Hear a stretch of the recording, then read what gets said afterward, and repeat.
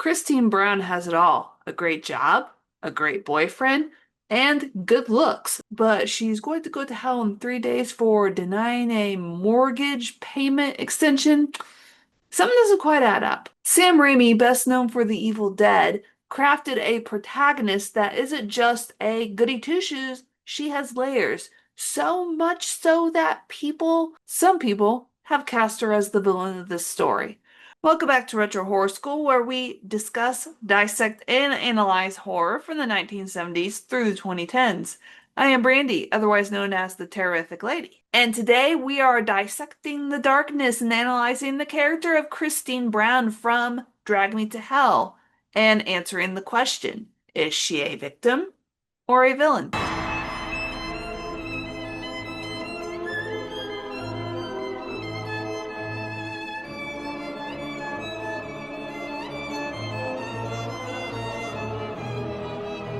Christine Brown is a Los Angeles bank loan officer who is gunning for the assistant manager's position, but first has to prove that she can make the tough decisions. Enter Mrs. Ganush, a Romani who is really sick, asking for yet another loan extension on her mortgage. She goes to her boss, asks him what she should do, and he said, "It's your call." And thus, she denied Mrs. Ganush the mortgage extension. This leaves Mrs. Ganush begging. Christine was like, "Nope, nope."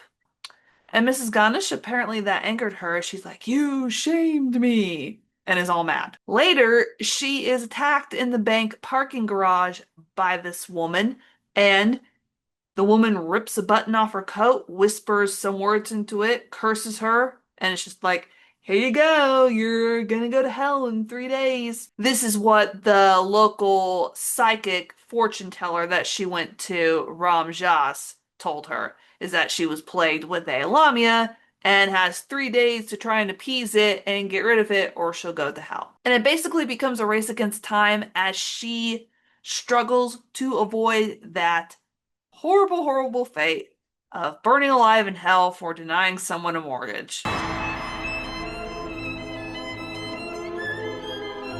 Now, there are quite a few reasons why people might think that Christine Brown is a villain. First, she turned down a mortgage extension for Sylvia Ganush that would cause her to get kicked out of her house that she had been making payments on and lived in for 30 years. Now, you may argue that this was the chance for her to show compassion, but she didn't. That all she wanted to do was impress her boss and get that promotion. And that choice may make her come off a little bit cold. And Mrs. Ganush was making every payment until she said the sickness took her eye.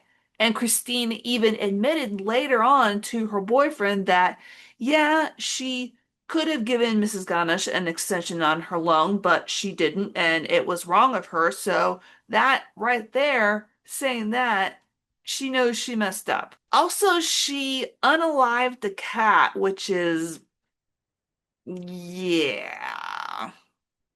Yeah. Also, she tries to blame everything that has been happening to her on her boss, Jim Jacks, which shows that she is not taking accountability for her choices. And Ramjas told her that she could give the cursed button away as a last resort and make it as a gift to somebody. So she considered giving it to a server. She considered giving it to an old man who was on oxygen. And she also considered giving it to her jerk off coworker Stu, who was a jerk.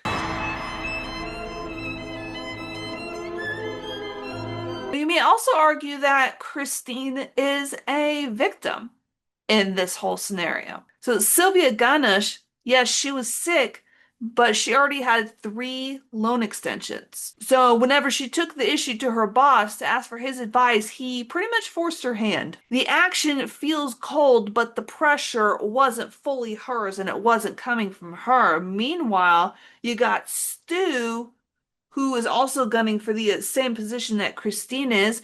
All he has to do is schmooze up to the boss and give him sports tickets. How was that fair? And yeah, she unalived her cat, but desperation pushed her to those measures. Because as Ramjas told her, You will be surprised what you'll be willing to do when the Lamia comes for you. and in the end, yes, she had the cursed button, and she did consider giving it to the server, the old man, and her jerk off coworker Stu, but she didn't. She didn't give it to any of them, which shows that she still has morals and conscience. And then she asks, okay, who is the one who deserves this? And she consulted Ramjas about her choice, which is Mrs. Ganesh. And he's like, yeah, I think you can give her already dead soul the curse button. They give gifts to their departed to curry favor with the deceased soul, but truly the soul never dies. Yes, I do believe you can give the curse to someone who has passed on. But you must make a formal gift of the accursed object to the deceased. And so that decision there comes from a twisted sense of justice because who wouldn't want to have justice for being cursed in that way and wanting to avoid burning in hell for all eternity? I know I would. And at the end, she realized that she was wrong. But does denying a mortgage extension, does that mean that she deserves to go to hell?